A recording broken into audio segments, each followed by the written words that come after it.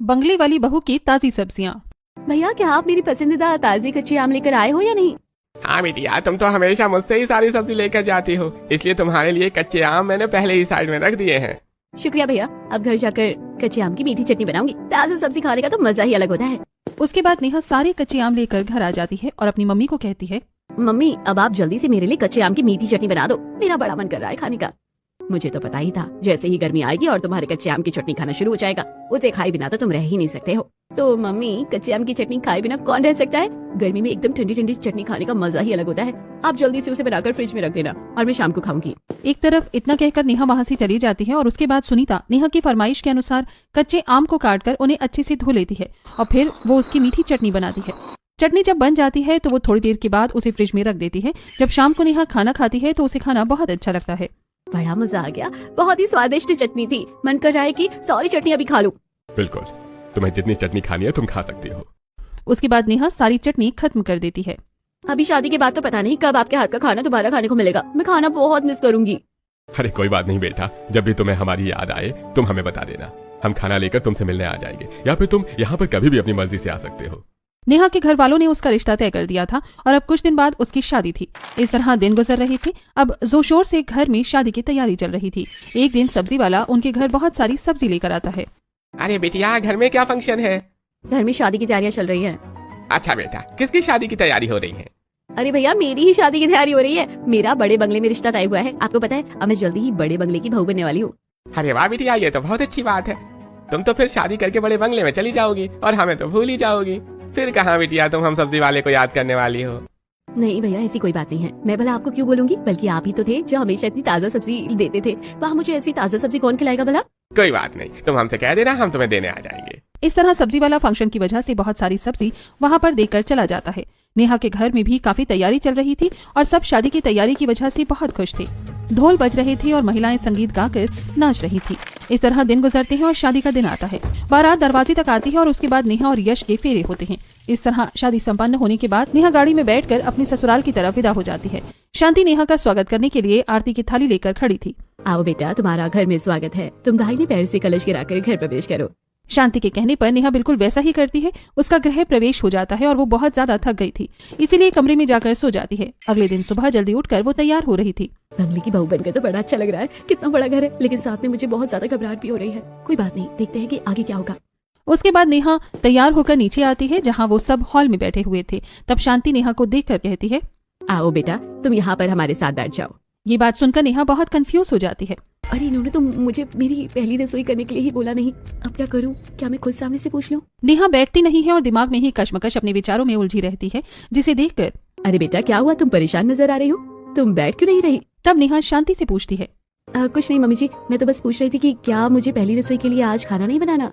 अरे हाँ, हम इन सब चीजों के बारे में तो बताना ही भूल गए थे। कोई बात नहीं बेटा, तुम्हें ज्यादा परेशान होने की जरूरत नहीं है। घर में काम करने के लिए नौकर है, खाना सब बना देंगे। तुम बस शगुन करने के लिए रसोई में जाकर थोड़ा सा हलवा बना दो। अभी बात सुनकर नेहा जल्दी से रसोई में जाती है और वहाँ पर हलवा बनाने की तैयारी करना शुरू कर देती है। वो सबसे पहले एक कढ़ाई लेती है और उसके अंदर थोड़ी सूजी डालकर उसे अच्छे से भूनना शुरू करती है और उसके बाद उसमें घी भी डाल देती है और अच्छे से मिक्स करती है। उसके बाद वो उसमें पानी डालकर और मीठा डालकर उसे अच्छे से मिक्स करती है। हलवा बनाने के बाद नेहा सबसे पहले घर वालों को हलवा परोस देती है।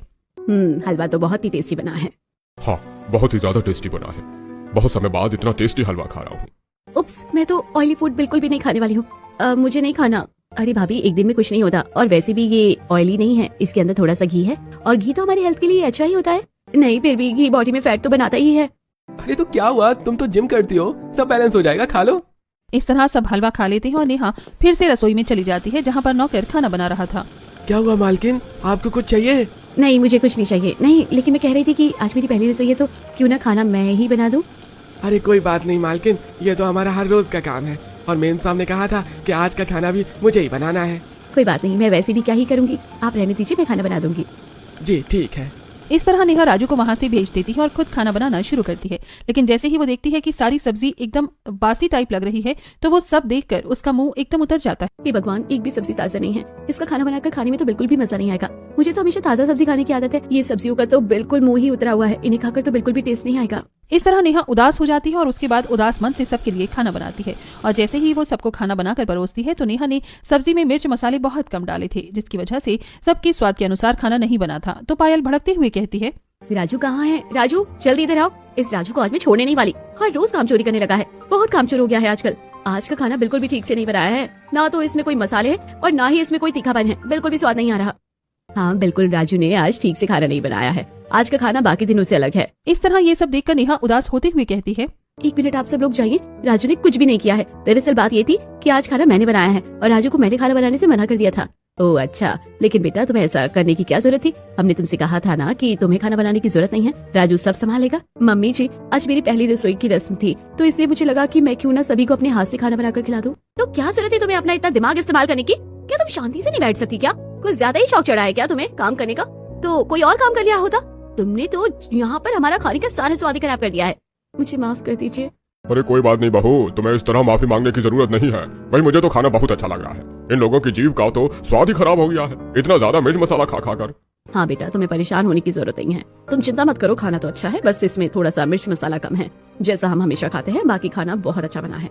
उसके बाद सब खाना खा लेते हैं और अपने अपने काम पर चले जाते हैं। लेकिन जब बाद में नेहा खाना खाने बैठी थी तब उसका मुंह बन जाता है, क्योंकि उसे खाने में बिल्कुल भी स्वाद नहीं आ रहा था। मुझे तो खाना बिल्कुल भी अच्छा नहीं लग रहा है, इसमें तो कोई स्वाद भी नहीं आ रहा है। सब्जी भी एकदम बासी लग रही थी और मुझे तो हमेशा ताजी सब्जी खाने की आदत है। अब सभी ने नेहा को खाना बनाने से मना कर दिया था, इसीलिए नेहा ने रात का भी खाना नहीं बनाया। और जब रात को भी नेहा ने खाना खाया तो उसे बिल्कुल अच्छा नहीं लग रहा था। रात को जब नेहा अपने कमरे में जाती है तो उसका उदास चेहरा देखकर उसका पति यश उससे पूछता है, क्या बात है, तुम इतनी उदास क्यों लग रही हो?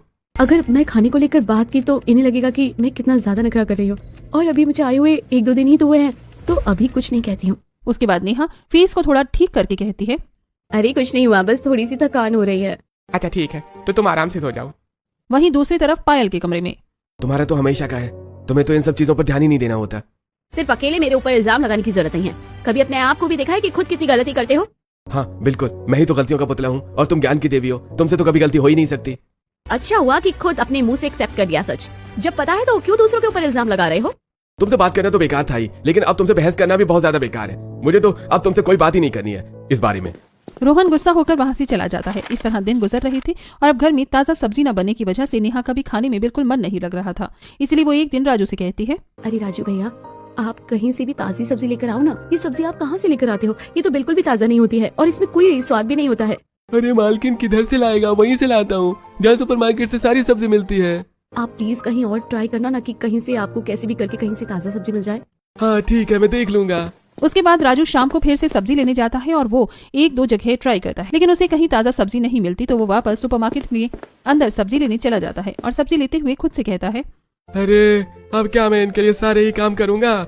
मुझे क्या पता कि ताजा सब्जी कहाँ मिलेगी। अब कौन बाजार में पागलों की तरह घूम घूम कर समय बर्बाद करेगा। मैं तो इधर से ही सब्जी ले लेता हूँ, उसके बाद आराम से घूम कर थोड़ी देर बाद घर जाऊंगा और कह दूंगा कि मुझे सब्जी नहीं मिली। सुपरमार्केट से सब्जी लेने के बाद राजू थोड़ी देर इधर उधर टहलने लगता है और वहीं दूसरी तरफ नेहा सोच रही थी शायद वो आज कहीं से तो ताजा सब्जी ले आएगा। मुझे लग रहा है कि शायद कहीं ना कहीं से तो ताजा सब्जी मिल ही जाएगी। काश राजू ताजा सब्जी लेकर आ जाए। इस तरह नेहा वेट कर रही थी और जब राजू आता है तो क्या हुआ राजू, कहीं से ताजा सब्जी मिली? नहीं मैम साहब, मैंने तो हर जगह ढूंढा लेकिन मुझे कहीं नहीं मिली। अब ये बात सुनकर नेहा का मन काफी ज्यादा उदास हो जाता है।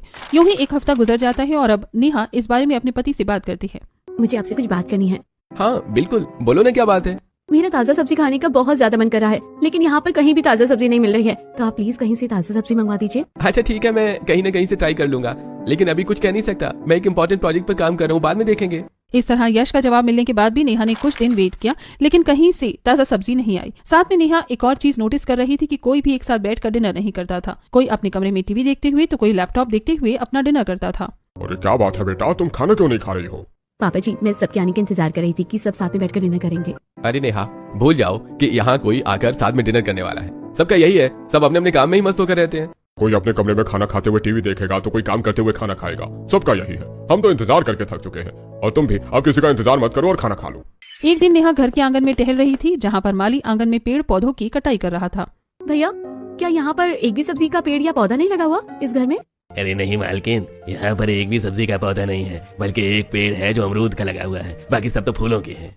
कमाल है, इतना बड़ा बंगला है, यहाँ पर इतने सारे पेड़ पौधे लग सकते हैं और कितने सारे फूलों के पौधे भी लगे हुए हैं। तो कम से कम थोड़े बहुत सब्जी के ही लगा देते तो खुद की तो ताजा सब्जी ही हो जाती। और एक दिन वो अपने मायके वालों से बात कर रही थी। क्या बात है बहन, तो मुझे उदास लग रही है, कुछ बात हुई है क्या? कुछ नहीं, बस यहाँ पर शहर में ताजा सब्जी कहीं मिल ही नहीं रही है। मैंने हर जगह पता करने की कोशिश करी, लेकिन कहीं पर भी नहीं मिल रही। अरे बहन, बस इतनी सी बात थी क्या? तो तुझे परेशान होने की जरूरत नहीं है। वैसे भी मैं परसों किसी काम से शहर जा ही रहा था, तो तेरा ससुराल थोड़ा सा दूर पड़ेगा, पर मैं तेरे लिए यहाँ से गाँव की एकदम ताजा सब्जी लेकर आऊंगा। अब इतने दिनों बाद जाकर नेहा ने ताजा सब्जी का नाम सुना, जिसे सुनकर वो बहुत ज्यादा खुश हो जाती है। थैंक यू सो मच भैया। लेकिन नेहा फिर से वही सब्जी तेज कड़ाकेदार मसाले के साथ खा रही थी, तो उसे बिल्कुल भी अच्छा नहीं लगता। इस तरह की सब्जी में बिल्कुल भी स्वाद नहीं है और ना ही खाने के बाद अच्छा लग रहा है। नेहा का मुंह बन जाता है और वो खाना छोड़कर अपने लिए रसोई में जाकर थोड़ी सी नमकीन चावल छौंक कर बनाती है, उसके साथ बूंदी का रायता। आज घर में कोई नहीं था, इसलिए नेहा नीचे बैठकर खाना खा रही थी। उसने सारा रायता चावल में एक साथ डालकर हाथ से अच्छे से मिक्स कर लिया था और वो हाथ से ही खाना खा रही थी। चलो कम से कम कुछ तो अच्छा खाने को मिल रहा है, वरना तो किसी भी चीज में स्वाद ही नहीं आ रहा था। तभी वहाँ पर पायल आ जाती है और नेहा को ऐसे देखकर उसका मुंह बन जाता है और वो उसे खरी खोटी सुनाने लगती है। तुम तो सच में बिल्कुल गंवार हो, तुम्हें तो तमीज नाम की चीज ही नहीं है। अरे भला ऐसे हाथों से इतनी गंदे तरीके से खाना कौन खाता है? क्या तुम्हारे पास चम्मच नहीं है? कोई आकर देखेगा तो क्या कहेगा? कोई बात नहीं दीदी, हम बाकी खाना भी तो हाथ से ही खाते हैं और हाथ से खाना खाना तो बहुत अच्छा होता है। बिल्कुल, तुमसे तो मैं और उम्मीद भी क्या कर सकती हूँ, तुम तो यही जवाब दोगी। वहीं दूसरी तरफ बाकी सबके पेट में भी इतने सारे मसाले खाने की वजह से थोड़ी सी परेशानी होती थी। अरे बेटा, फिर से हमारे लिए जरा एक बार नींबू पानी बना दो। राजू भी बाहर गया है, जरा जल्दी बना दो, मेरे पेट में बहुत ज्यादा अग्नि हो रही है। हाँ भाई, मेरे पेट में भी हमेशा ऐसा लगता है जैसे कि एक आग जलती रहती है, बड़ी जलन होती है। कुछ ठंडा खाने पीने से ही थोड़ी देर के लिए ठीक होता है, लेकिन फिर दोबारा ऐसे ही होने लगता है। मुझे लगता है मम्मी जी, पापा जी की ये सब ज्यादा मसाले खाने की वजह से हो रहा है। अरे बेटा, कितना ही मसाला खा लिया है हमने, जरा सा सब्जी में ही तो खाते हैं, और फिर उसके बिना सब्जी भी तो अच्छी नहीं लगती। नेहा आगे ज्यादा बात न बढ़ाते हुए रसोई में जाती है और सबके लिए नींबू पानी बनाती है और उन्हें देती है। अब पीने के बाद जरा अच्छा लग रहा है। अब 2 दिन बाद नेहा का भाई उसे आकर ताजा सब्जी दे देता है और ये लो, उन्हीं भैया से खास तुम्हारे लिए ताजा सब्जी लेकर आया हूँ। अगर और कुछ चाहिए तो बता देना, कभी भी तुम्हें ताजा सब्जी की जरूरत हो तो बता देना, तुम्हारा भाई लेकर हाजिर हो जाएगा। थैंक यू भैया। आइए आप थोड़ी देर यहाँ रुक जाइए, मैं आपको भी ताजा खाना बनाकर खिलाऊंगी। अरे कोई बात नहीं, अभी मैं चलता हूँ, बाद में आऊंगा। अभी मुझे शहर में एक अच्छी नौकरी का ऑफर मिला है, अभी मुझे काम से वहीं जाना है। अरे वाह भैया, कांग्रेचुलेशन, आपको बहुत बहुत बधाई हो। शुक्रिया। अच्छा, अब चलता हूँ, बाद में मिलेगा, और कुछ भी जरूरत हो तो याद कर लेना। इतना कहकर राजा कहाँ से चला जाता है और आज फाइनली इतने दिनों बाद नेहा को ताजा सब्जी खाने को मिलती है।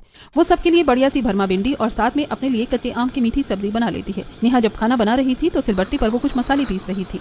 हर रोज हम पैकेट के गरम मसाले खाते हैं, जो कि हमारे लिए बिल्कुल भी अच्छे नहीं होते, इसलिए आज मैं सबके लिए जो घर के देसी मसाले होते हैं उन्हें अच्छे से सिलबट्टे पर पीसकर सब्जी में डालूंगी तो अच्छा लगेगा। इस तरह नेहा सभी के लिए घर के मसालों की सब्जी बनाती है और जब वो आज सबको खाना परोसती है तो सबको बहुत अच्छा लगता है। अच्छा, तो राजू ने कमाल कर दिया, उसने तो आज खाना बहुत अच्छा बनाया है। नहीं मम्मी, राजू तो आज बाहर गया है, आज तो खाना बल्कि नेहा भाभी ने बनाया है। ये बात सुनकर सब हैरान हो जाते हैं। वाह बेटा, तुमने तो कमाल कर दिया। मुझे तो लगा ही था कि तुम्हारे अंदर कोई ना कोई टैलेंट है ही। तुमने तो सच में बहुत स्वादिष्ट खाना बनाया है। इतना भी कुछ खास नहीं बना है, लेकिन बाकी सबको भी खाना बहुत अच्छा लगता है और आज नेहा को भी खाना खाने में बड़ा मजा आ रहा था। फाइनली उसने ताजा सब्जी खाई थी और अपने लिए तो मीठी आम की सब्जी खाई थी, जो कि उसे बहुत पसंद थी। अगले 2-3 दिन तक सब ठीक रहता है, लेकिन जैसे ही फिर से सब्जी खत्म हो जाती है तो एक दिन नेहा घर के आंगन में टहल रही थी, जहाँ पर माली पौधों की कटिंग कर रहा था और नए पौधे लगा रहा था। तब नेहा को आइडिया आता है। आइडिया, अब मैं कुछ पौधे लगाऊंगी और सब्जी के लिए ही लगाऊंगी, कुछ भी हो जाए, अब तो ताजी सब्जी खाकर ही रहूंगी। इस तरह नेहा को फाइनली एक आइडिया मिलता है और अब वो ऑनलाइन इन सब चीजों के बारे में देखना शुरू करती है। वो कुछ बहुत बड़े गमले लेकर आती है और आंगन में लगा देती है। मिट्टी के बीज बोने के बाद वो उन्हें पानी दे देती है। अब तो जल्दी ही पालक मेथी तैयार हो जाएगी और बढ़िया से रायता बनाकर पीऊंगी। उसके बाद नेहा उन्हें पानी देकर वहाँ से चली जाती है। अगले 1-2 दिन तक वो उनके अच्छे से ध्यान रखती है। एक दिन नेहा घर में अकेले बैठकर बोर हो रही थी तो ऑटोमेटिक मशीन में कपड़े धुल गए, उन्हें वापस पानी में खंगाल रही थी। अरे, तुम वॉशिंग मशीन से कपड़े निकालकर वापस पानी में क्यों निकाल रही हो? दीदी, वॉशिंग मशीन में कपड़े धुल जाते हैं, उसके बाद पानी से ही तो निकालते हैं। नेहा की बात सुनकर पायल सिर पर हाथ रखकर कहती है, ओ माय गॉड, तुम ना कितनी गंवार हो। क्या तुम्हें इतना भी नहीं पता कि ये ऑटोमेटिक वॉशिंग मशीन है जो कपड़ों को फाइनल धोकर ही बाहर निकालती है? ये वॉशिंग मशीन अपने आप सारा पानी ले लेती है और उसके बाद खुद उन्हें पूरे तरीके से धोने के बाद ही इसका काम खत्म होता है। मुझे तो समझ नहीं आ रहा कि तुम्हें बेमतलब में सारे काम करने की क्यों पड़ी रहती है। मैं घर में बोर हो रही थी तो सोचा कि कुछ काम कर लेती हूँ। तुम्हें कुछ भी करने की जरूरत नहीं है। अब नेहा पायल से डांट खाने के बाद जब आंगन में जाती है तो देखती है कि उसने जो 3-4 पौधे लगाए थे वो सब जलकर खराब हो गए हैं। अब नेहा का मूड और ज्यादा खराब हो जाता है और उसकी आंखों में आंसू आ जाते हैं। मैं अगर जो कुछ भी करना चाह रही हूँ तो वो क्यों नहीं हो रहा है? तभी उसके पास रमेश आता है और उसे समझाता है। बेटा, तुम्हें उदास होने की जरूरत नहीं है। वही कोई बात नहीं, अगर ये पौधे खराब हो गए तो तुम दोबारा कोशिश करो। क्या किसी भी इंसान को एक बार में हार मान लेनी चाहिए? अरे क्या तुमने भी जिंदगी में कोई काम किया था तो क्या तुम पहली बार में ही सीख गई थी? नहीं पापा जी। तो बस फिर अब दोबारा कोशिश करो और इस बार देखना सब ठीक होगा। इसमें मैं तुम्हारी मदद करूंगा। मुझे बचपन के दिन याद आ गए जब मैं गाँव में अपने पिता के साथ खेती बाड़ी का काम किया करता था। इस तरह रमेश नेहा को समझाता है और उसे पूरा सपोर्ट करता है। उसके बाद नेहा और रमेश दोनों मिलकर फिर से बहुत सारे गमले लेकर आते हैं और इस बार मिट्टी में वो देखो बेटा, ये गोबर है, हम इसकी मदद से खाद बनाएंगे, क्योंकि मिट्टी को भी तो अपने खाने की जरूरत होती है। साथ में मैंने तुम्हारे लिए कुछ केमिकल फ्री कीटनाशक भी मंगवा दिए हैं, और इसके साथ तुम जो रसोई का वेस्ट होता है ना, वो भी उसमें डाल सकती हो। हम घर के कुछ नुस्खे ट्राई करके और एकदम देसी फसल उगाएंगे। क्या तुम तैयार हो? बिल्कुल पापा जी। अब वो गोबर में अच्छे से सब कुछ मिक्स करने के बाद उसे मिट्टी में भी अच्छे से मिक्स कर देते हैं और उसके बाद बीज डालकर उसमें पानी डाल देते हैं। देखो, यहाँ पर खिड़की भी है, जब ज्यादा धूप लगेगी तो तुम थोड़ी देर के लिए खिड़की बंद कर लेना, क्योंकि अभी बहुत ज्यादा गर्मी है और ऐसे में पेड़ पौधे भी चल सकते हैं, तो हमें थोड़ा ज्यादा ध्यान देना होगा। रमेश के बताए अनुसार नेहा बिल्कुल वैसा ही कर रही थी और अब वो पेड़ पौधों का और भी अच्छे से ध्यान रख रही थी। अब वो धूप में भी और हर चीज में उनका ध्यान रखती है और उन्हें 2 वक्त अपने भी देती। साथ में वो उन्हें मैन्योर और फर्टिलाइजर भी टाइम टाइम पर ऐड कर रही थी। इसके अलावा उसने उनमें कीटनाशक भी डाला था ताकि वो खराब न हो। इस बार तो पौधे बड़े हैं। पिछली बार तो 3 दिन में ही मेरे पौधे खराब हो गए थे, लेकिन अब पिछले 10 दिनों से मेरे पौधे बहुत अच्छे चल रहे हैं। एक तरफ नेहा सब्जी उगाने की कोशिश कर रही थी तो वहीं दूसरी तरफ एक दिन घर में सच में तुम्हारे ससुराल में क्या इतना ड्रामा क्रिएट हो गया? ये तो सच में बहुत ज्यादा फनी था। सच में मुझे भी बहुत मजा आया था। फिलहाल तुम बताओ, तुम्हारे सब कैसे चल रहा है? अरे मेरा तो एकदम मजे में चल रहा है। तो बताओ, क्या हम अगले हफ्ते घूमने चले? हाँ बिल्कुल, निकी और पूछ। इस तरह पायल अक्सर किटी पार्टी करने में बिजी रहती थी, जिसकी वजह से वो घर में हो रही चीजों पर भी ध्यान नहीं दे पाती थी और न ही किसी का ध्यान रखती थी। एक दिन अरे बेटा, ये 50,000 ऐसे कैसे जा सकते हैं? मुझे भी नहीं पता मम्मी जी, मैंने तो कमरे में ही रखे थे, पता नहीं कहाँ चले गए। मुझे भी मेरी घड़ी नहीं मिल रही। कोई बात नहीं, अब ये छोटी मोटी चीजों के लिए तो हम यहाँ पर पंचायत नहीं कर सकते। अब खो गया तो आगे से ध्यान रखना।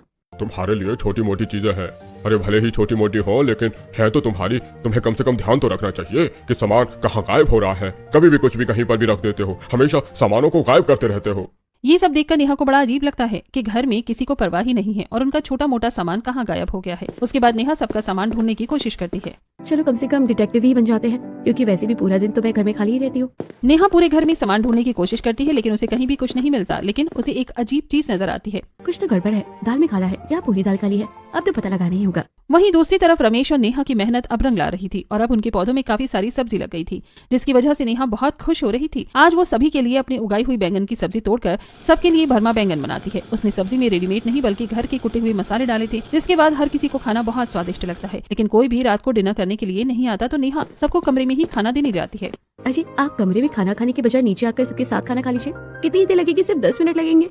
हाँ, लेकिन मैं बहुत इंपॉर्टेंट काम कर रहा हूँ, अभी मैं अपना काम नहीं छोड़ सकता। फिर नेहा रिया को भी उसके कमरे में खाना देने जाती है। रिया, कम से कम तुम तो नीचे चलकर सबके साथ खाना खा लो।